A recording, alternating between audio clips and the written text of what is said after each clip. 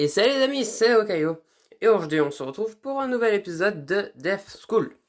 Donc dans le dernier épisode nous étions arrêtés au moment où nous avions trouvé la première clé dans une salle de classe et qui d'ailleurs était dans une boîte. Donc on va continuer le chapitre pour savoir ce qu'il va se passer et voir si on va trouver une deuxième clé. Ça m'étonnerait qu'on trouve les deux clés, une deuxième clé aussi rapidement, mais ne sait-on jamais. Allez, c'est parti. Nous restons bien ensemble et regardons dans la direction d'où viennent les pas. Prêts à tout. Au moins 2 personnes passent le coin. Ah! Qui est là? C'est Saki et Akira. Il doit avoir été pris au piège après que la réunion du club de littérature se soit enfin terminée comme Natsume. Ah mon dieu, je suis désolé. Je pensais que vous étiez sorti à temps. Le temps passant et n'ayant vu personne d'autre ici, je pensais pas que cela servait à grand chose de chercher d'autres élèves. Je suis désolé aussi. Vous n'avez pas à présenter des excuses. Nous pensions que nous étions seuls ici. C'est un tel soulagement de voir d'autres personnes. Nous sommes donc les seules autres personnes que vous avez vues dans l'école? Eh bien, les seules vivantes en tout cas. Est-ce que cela veut dire que Nanako leur a parlé tout comme elle nous a parlé? Que devrais-je demander? Alors, pas besoin d'expliquer la situation. Exactement, nous devons trouver quelle clé et ouvrir la porte qui nous permettra de nous échapper. Et c'est arrivé une fois avant la classe de cette pauvre fille. Je ne peux pas croire que nous n'ayons jamais entendu parler de ça avant.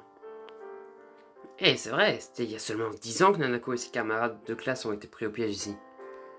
Si des élèves sont tous morts il y a 10 ans, les gens ne devraient-ils pas encore en parler? Nous avons eu les pièges dans les salles de classe aussi. Est-ce qu'il y a quelqu'un d'autre avec vous quand vous avez commencé? Non, pourquoi? Mitsuru était ici avec nous, mais il ne s'en est pas sorti. Oh non. Nous sommes partis à la recherche des 4 clés, mais quand un 6ème sens qu'il a l'air du danger. Elle peut nous aider à éviter les pièges. Eh, c'est une bonne stratégie. Merci. Nous avons une clé, ce qui signifie que nous avons juste besoin d'en trouver 3 autres. J'ai un plan de l'école qui nous aide. Un peu au moins. Nous avons aussi une des clés. C'est vrai? Oui. Non seulement nous retrouvons Saki et Akira, mais maintenant nous avons 2 clés des 4 clés dont nous avons besoin pour nous échapper. Peut-être que notre chance a vraiment tourné. Rai ressort son plan. Savez-vous dans quelle salle vous avez trouvé la clé? C'est difficile à dire. Quand nous avons ouvert la porte, le plancher avait disparu, comme s'il s'était écroulé. Quoi? Je pouvais voir une clé de l'autre côté de la pièce, donc j'ai réussi à sauter jusqu'à la partie du sol qui était restée intacte. C'était terrifiant, je suis sûr qu'il allait tomber et mourir. Les 4 d'entre nous qui étaient présents pendant la mort de Mitsuru s'échangent des regards. Ce serait la même salle? Sûrement, puisque le piège avait déjà jailli quand ces deux-là sont arrivés. C'était notre classe, non? Je vais le marquer sur le plan. Quoi, vous êtes allé dans cette salle avant, mais vous n'avez pas trouvé la clé? C'était avant de savoir pour les clés ou les pièges. Mitsuru et moi sommes entrés dans la salle de classe ensemble et il est tombé. Oh non. Quand vous êtes allé là-bas, il y avait un signe de lui? Des bruits venant de la salle de dessous ou quoi que ce soit? J'ai bien peur que non. Non, Mitsuru. Ce rappel sinistre nous bouleverse une fois de plus en nous faisant penser à l'un de nos camarades de classe mort et au fait que nous pourrions facilement mourir aussi si nous ne faisons pas attention. Mitsuru, j'aurais aimé pouvoir te sauver. Attendons à notre place. Nous devons installer Saki et Akira et nous pourrons ensuite commencer à planifier la suite. Base? Tu verras. Meiko, ouvre la voie. Et comme il y a de la nourriture ici, nous avons décidé de l'utiliser comme base. Wow, c'est un sanctuaire. C'est l'idée, oui. C'est notre unique endroit sécurisé dans l'école. Sécurisé, mais l'est-il vraiment? Nous sommes dans une école où les salles peuvent changer de place sur un coup de tête et un mur invisible nous empêche de partir. Comment peut-on être vraiment sûr que ce lieu est sans danger? Quel est le problème, Frédéric? Tu as l'air sombre, soudainement. Est-ce que vraiment, soudain, quand nous parlions à l'instant d'un décès de nos camarades de classe, chacun d'entre nous pourrait mourir? Nous avons besoin d'ondes plus positives que ça. D'ondes positives? Elle claque des doigts. Je sais ce qui va te faire te sentir mieux. Quoi? Parle avec moi. Hein? Parler aux gens est bien meilleur que de renfermer tous vos sentiments, vous savez. D'ailleurs, je suis une experte pour remonter le moral des gens. Eh bien... Quoi? Tu as quelque chose à ajouter? Ce n'est pas parce que les gens rient à tes blagues que tu es une experte pour remonter le moral des gens. D'accord, tu ne comprends pas bien. Je pense que c'est toi qui ne comprends pas. Certaines choses ont besoin de plus que quelques rires, tu sais. Mais... Elle a l'air stupéfait et un peu blessé. Frédéric, tu vois de quoi je parle, non? Me parler te remonte toujours le moral, non? Elle a l'air si malheureuse, comme si elle n'avait même jamais envisagé la possibilité que ça pourrait être inutile. Est-ce que parler avec Natsume me ferait sentir mieux? Désolé, te parler n'aidera pas dans cette situation. Oh, oh. En fait, sortir de cet endroit est la seule chose qui me ferait me sentir mieux. Nous voulons tous nous échapper, mais si tu parles de tes sentiments... Je ne veux pas parler maintenant. T'es sûr? Ça ne sera pas utile. Bien sûr, ça le sera. Nous avons besoin de garder une attitude positive. Une attitude positive nous aidera à avancer pour trouver des autres clés. Et puis nous pourrons nous échapper. Natsume, quelle partie de « je ne veux pas parler maintenant » tu ne comprends pas? Oh là là, quelqu'un est grognon. J'ai le droit d'être grognon dans un moment pareil. Tu sais ce que je pense que nous devrions faire? Nous devrions chercher la bibliothèque. Quoi? Tu penses qu'il y a une clé cachée là-bas? Peut-être. Mais je veux surtout comprendre l'histoire de l'école. Il doit y avoir une raison pour que des choses comme ça se soient passées, non? Peut-être est-ce à cause de quelque chose qui est arrivé dans le passé? C'est une théorie intéressante. Je suis surprise. Je pourrais agir sans faire de soucis. Mais je fais attention à ce qui se passe autour de moi. Je veux comprendre autant que tout le monde. Je suis contente de l'entendre. Alors qu'elle continue de parler, je ferme les yeux pour essayer de me détendre. Peut-être que nous sommes vraiment sécuritaires dans cette salle et de toute façon, Meiko nous avertira s'il y a un danger immédiat. Ce n'est pas facile de se détendre dans un endroit comme celui-ci. Rester tendu tout le temps, ce n'est pas bon pour la santé. Je dois faire du mieux que je peux. Pourtant, je ne peux pas m'arrêter de penser à ce que Natsume a dit tout à l'heure. Y aurait-il vraiment quelque chose dans le passé de cette école qui aurait commencé ce cauchemar? Je me demande ce que Meiko pense. Elle comprend mieux ce genre de choses que le reste d'entre nous. J'ouvre les yeux et Meiko est assise à une courte distance, les yeux dans le vide. J'hésite, puis me lève et avance pour pouvoir m'asseoir en face d'elle. Ce n'est pas comme si j'allais me détendre beaucoup de toute façon. Surtout maintenant que j'ai quelque chose à l'esprit. Tu as une minute? Bien sûr, Frédéric. Tu as entendu ce qu'a dit Natsume? Peut-être que tu en penses... Qu'est-ce que tu en penses? Peut-être que tout cela est causé par quelque chose qui est arrivé dans le passé? C'est possible. Quelque chose de tragique pourrait provoquer une accumulation des ténèbres. Vraiment, c'est tout? Que devrais-je dire?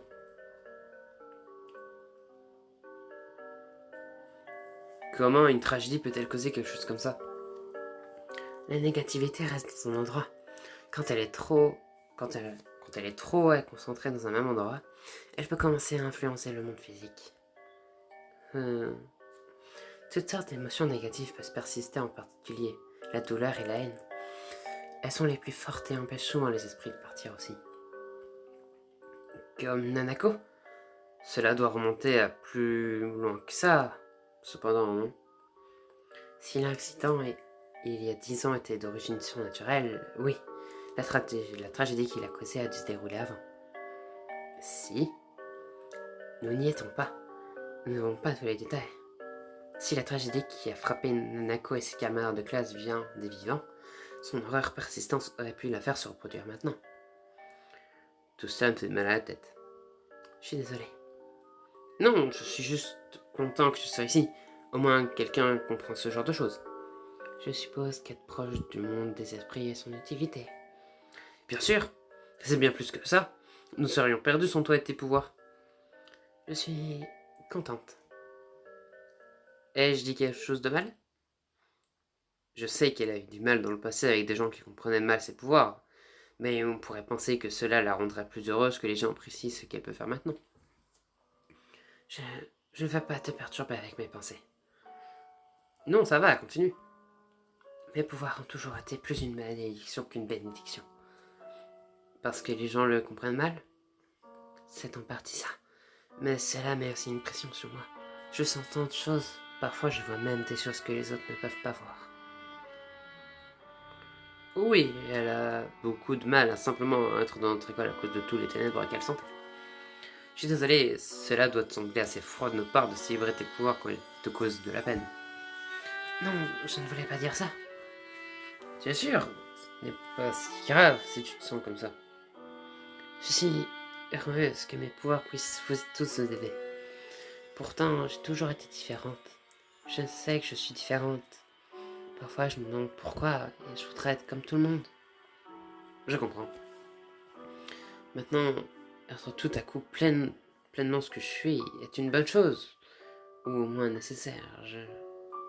Elle me regarde fixement vers ses mains et elle tripote le bord de sa bouche. Je crains qu'une fois que nous serons en sécurité, mes pouvoirs redeviennent une malédiction. Personne ne voudra avoir affaire avec moi. Une fois que je serai plus utile. Est-ce qu'elle pense vraiment que nous sommes là si insensibles? Là encore, elle pourrait avoir raison. La plupart de nos camarades de classe la voyaient juste comme la nouvelle qui file la chair du poule. Tout le monde veut être avec elle maintenant, mais une fois que nous nous serons échappés, sera-t-elle seule à nouveau? Nous verrons bien ce qui se passe. Je sais, il n'y a pas d'autre option. Je ne peux pas rassurer Meiko et lui dire que tout ira bien. Qui sait ce qui se passera une fois que nous serons sortis d'ici? Même moi, je ne la connais vraiment qu'à cause de ça. Elle a l'air plus découragée que jamais, mais enfin... Elle lève la tête et prend une profonde inspiration. Je ferai tout ce qui est en mon pouvoir pour nous sortir d'ici en toute sécurité. Je sais que tu le feras. Moi aussi. Je regarde Aïe surpris. De toutes les personnes qui pouvaient manifester leur soutien à Meiko, je ne m'attendais pas à ce que ce soit elle. Meiko est tous aussi surpris. Je sais que nous ne sommes pas entendus, mais je veux m'assurer que nous survivions tous. C'est ce que Mitsuru voudrait. Alors je vais te soutenir autant que je peux. Merci. Wow, si même c'est de la s'entendre, peut-être qu'il y a de l'espoir après tout. Alors je commence enfin à me détendre. Saki laisse échapper un cri terrifié. Saki crie. Qu'est-ce qui a pu se passer? Notre sanctuaire n'est-il pas sous danger finalement? Est-ce que de nouveaux dangers nous guettent malgré notre petite victoire? Découvrez-le dans le prochain chapitre.